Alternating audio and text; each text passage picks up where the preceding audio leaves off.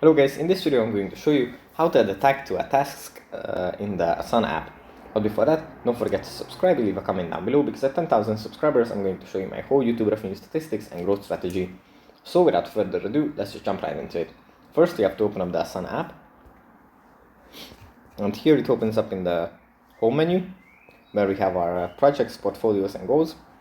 From here we have to go into a project. Then we have to go into a task. And here in the top right corner, we have 3 dots. We tap on those. And then as the third option, we have add tag.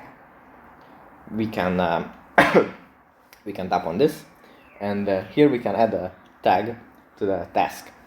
So for example, if you have a tag that says that video 1, for example, we can add that tag to all of the tasks that refer to video 1.